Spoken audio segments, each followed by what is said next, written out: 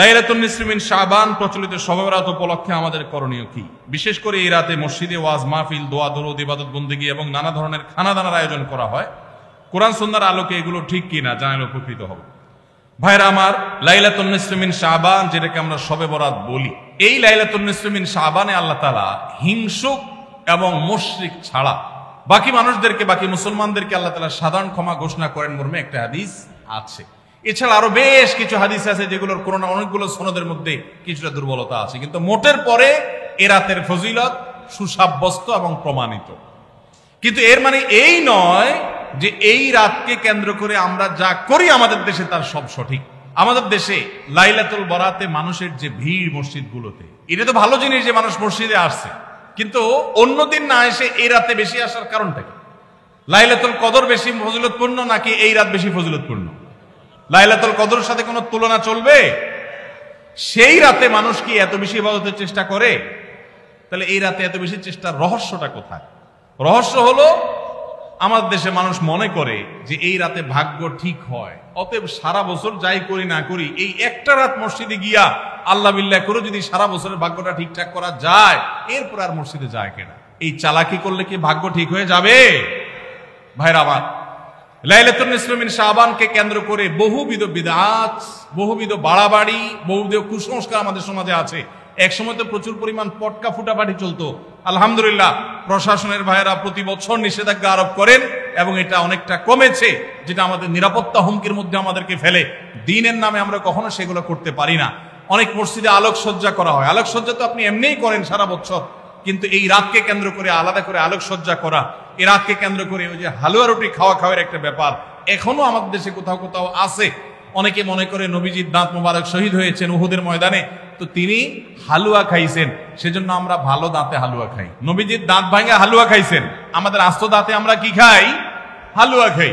আপনার বাপের ঠ্যাং ভেঙে গেছে, উনি একটা লাঠি দিয়া খোড়ায় খোড়ায় হাঁটে, আপনার আস্ত ভালো দুইটা ঠ্যাং আছে, আপনি বাপের মহব্বতে বলছেন বাবা তোমার পাওটা ভেঙে গেছে, সেই মহব্বতে আমি আমার ভালো পাও নিয়ে লাঠি দিয়ে আমি খোড়ায় খোড়ায় হাঁটতেছি। কি বলেন? বাপ খুশি হবে? খুশি হবে?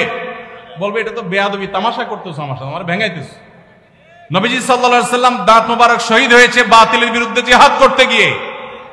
আপনি বাতিলের সাথে আঁতাত করবেন আর হালুয়া খায়া নবীজির সুন্নাত আদায় করবেন, এর চেয়ে বড় হাস্যকর জিনিস আর হতে পারে না। অতএব সব ধরনের বাড়াবাড়ি কুসংস্কার আমাদের বন্ধ করতে হবে। এমনকি এই রাত উপলক্ষে মসজিদে দোয়া দরুদের জন্য সমবেত হওয়া, এ রাতে মানুষকে ডাকাডাকি করে একেবারে এ রাতের ফজিলতের জন্য মসজিদে সবাই একত্র হওয়াকে যারা জরুরি মনে করেন তারাও ভুলের মধ্যে আছেন। ব্যক্তিগত ইবাদতে আল্লাহর ক্ষমা পাওয়ার জন্য চেষ্টা করতে পারেন, সেটা ভিন্ন বিষয়। আল্লাহ আমাদেরকে বুঝার তৌফিক দান করুন। আমাদের দেশে কেউ মারা গেলে 40 বা জমাত খাওয়ানো হয়, এটা জায়েজ আছে কিনা? ভাইরা আমার, বাংলাদেশের সবচেয়ে শক্তিশালী বেদাত হলো এই বেদাত। এর চেয়ে বড় শক্তিশালী বেদাত এদেশে আর নাই। এই ঠিক বলা মানুষ বহু লোক আছে জমাত খায় বেড়ায়। এই বরগুনার আমাদের অফিসে কিছু স্টাফ আছে, বরগুনার 2-3 জন আমার পরিচিত। তো এরা, আমি শুনছি যে তাদের একটা গ্রুপ খুলছে, তারা ফেসবুকে না যেন হোয়াটসঅ্যাপে গ্রুপ খুলছে, জমাত খাওয়ার গ্রুপ। কোথায় কখন কে মরে, কোথায় কার মরার খাওয়ান হয়, ওই গ্রুপে জানাই দিলে সবাই দলে দলে সেখানে চলে যায়।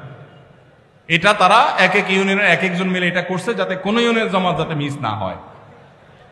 তো ভাই, এটা হলো সবচেয়ে শক্তিশালী বিদআত। কেন?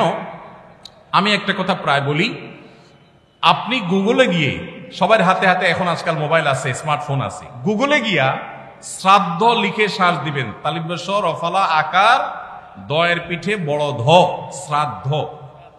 শ্রাদ্ধ লিখে যদি আপনি সার্চ দেন, আপনি দেখবেন সার্চের যে রেজাল্ট আসবে আপনার চোখ খুলে দিবে। কি? হিন্দুদের মধ্যে একটা ধারণা আছে, সেটা হলো যদি কোনো মানুষ মারা যায়, তার মৃত্যুর পর এলাকাবাসী আত্মীয় স্বজন সবাইকে দাওয়াত দিয়ে না খাওয়ানো হলে ওই লোক স্বর্গে সোনা দানা পায়, খাওন পায় না, সে না খায় কষ্ট করে। এই জন্য ওই লোকের জন্য যে খানা দানার আয়োজন করে ওই অনুষ্ঠানের নাম হলো শ্রাদ্ধ। ওইটার নাম কি ভাই? শ্রাদ্ধ। গুগল করে দেখেন, পেয়ে যাবেন হাতের কাছে। আমাদের সাবকন্টিনেন্টে যেহেতু হিন্দু ভাইদের সাথে আমাদের সামাজিক সহাবস্থান আছে, তারা তাদের ধর্ম পালন করেন, আমি তাওহীদবাদী, আমি ইমানদার, সেই জায়গা থেকে আমি শিরকে আল্লাহর নিকট সবচেয়ে অপরাধ মনে করে বাঁচার চেষ্টা করি, কিন্তু তারটা তিনি করেন, তারটা তিনি করে, এটা তার ব্যাপার। কিন্তু তাদের সাথে মিশার ফলে তাদের অনেক সংস্কৃতি আমাদের মুসলমানদের মধ্যে চলে আসছে, আমরা টেরও পাই নাই। এই যে মানুষ মারা যাওয়ার পরে যে খাওয়ার অনুষ্ঠান মৃত ব্যক্তির ওয়ারিসদের উপরে চাপানো হয়, এটা ওই শ্রাদ্ধ থেকে এসেছে, এটা ইসলামে নাই। ইসলামে আছে উল্টাটা। উল্টা কি? একটা মানুষ মারা গেছেন, নবী সাল্লাল্লাহু আলাইহি সাল্লাম বলেছেন অমুক মারা গেছেন, তার পরিবারের লোকদের জন্য তোমরা খাবারের ব্যবস্থা করো। কেন? কারণ তাদের রান্না করার মতো মানসিক অবস্থা নাই। আমরাও সেটা করি, অবশ্য আপনারাও করেন। কেউ মারা গেলে তার আত্মীয় স্বজন, তার ছেলে মেয়ে, বউ বাচ্চাদেরকে খাওয়ান দাওয়ান দেন, 2 দিন 3 দিন একটু খাওয়ান টাওয়ান পাঠান, এরপরে 40 দিনের দিন সুদে আসলে একসাথে উঠায় নেন। কি বলেন? খাবার পাঠান গামলায় করে একটু, আর খাওয়ার সময় গোটা গরুটা খেয়ে ফেলেন এলাকার মানুষ। বাপ মারা গেছে, আপনি খুশি না বেজার? খুশি না বেজার? আপনার মা মারা গেছে, আপনি খুশি না বেজার? যদি বেজার হন, খাওয়ানোর যত অপশন আছে, খাওয়ানোর যত উপলক্ষ আছে মানুষ খাওয়ানোর, এটা খুশি হয়ে না বেজার হইয়া? যেমন মানুষ বিয়ে করছে, খুশির চোটে অলিমা খাওয়ায়, এটা সুন্নাত। কারোর বাচ্চা হয়েছে, খুশি, এজন্য সে আকিকা খাওয়ায়। কারোর ছেলেটা পাস করছে, সে খুশি হয়েছে, এজন্য সে আটার দলা খাওয়ায়, মিষ্টি খাওয়ায়। কিন্তু আপনার বাবা মারা গেছে, আপনার তো মনের কষ্ট। আপনি যেভাবে জিয়াফত দিচ্ছেন, আপনি যেভাবে মেজবানি খাওয়াচ্ছেন, এটা দেখে তো মনে হচ্ছে আপনি অনেক খুশি যে বাপটা চলে গেছে, এখন জমি জমার ভাগযোগগুলো আমরা পাবো, এই উসিলা সবাই খাওয়াই। আল্লাহ আমাদেরকে হেদায়েত দান করুন। শক্তভাবে এই বেদাত আমাদের সমাজ থেকে দূর করতে হবে ইনশাআল্লাহ।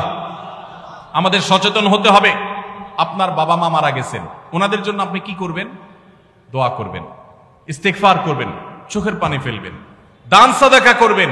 মাদ্রাসায় এতিম গরিব ছাত্ররা আছে, একবেলা খাবার টাকা দিয়ে দেন। মসজিদে কিছু ইট কিনে দেন, মসজিদের জায়গা কিনবে, সেখানে টাকা দিয়ে দেন। একজন গরিব মানুষকে কিছু টাকা দিয়ে দেন। মুর্দার তরফ থেকে সাদাকা করলে তার সব মুর্দা পায়, সেটা আপনি করেন। কিন্তু এই যে অন্য ধর্মের মানুষদের মতো করে খাবার অনুষ্ঠান যেটা করছেন, এটা সুন্নাহর খেলাফ। সুন্নাহ হলো মৃত ব্যক্তির পরিবারকে খাওয়ানো, তাদের কাছ থেকে খাওয়াটা সুন্নাত নয়। আল্লাহ আমাদেরকে বুঝার তৌফিক দান করুন। মুশকিল হলো এটা যদি আপনি না করেন, আজকের ওয়াজ শোনার পর এলাকাবাসী বলবে অমুক লোকটা মারা গেছে, কি ছেলে মেয়ে রেখে গেছে, কারো একটা হাত ধোয়াইলো না। বলবে কিনা বলেন? কেন আপনার হাত আরেকজন ধোয়াইতে হবে? আপনার হাত কি লুলা হয়ে গেছে? হ্যাঁ, আরেকজন হাত ধোয়াইতে হবে, নিজের হাত নিজে ধুতে পারেন না? হাত ধোয়ানো মানে খাওয়ানোর, তাই না? এলাকাবাসী বহু কিছু বলবে, কিন্তু আপনি অটল থাকবেন যে আমি ইনশাআল্লাহ এগুলা করব, আমার বাবার জন্য, মায়ের জন্য যেটা করলে সওয়াব হবে সেটা আমি করব। নবীজি সাল্লাল্লাহু আলাইহি সাল্লামের কাছে এক সাহাবী এসে বললেন, ইয়া রাসূলুল্লাহ, আমার মা মারা গেছেন, আফা আহুজ্জু আনহা, আমি কি তার পক্ষ থেকে হজ করতে পারি? নবীজি বলেছেন, নাম, অবশ্যই করতে পারো। এগুলো হলো সুন্নাত। আমরা সুন্নাত বাদ দিয়ে এখন বেদাতকে আলিঙ্গন করে ফেলেছি। আল্লাহ আমাদেরকে হেদায়েত দান করুন।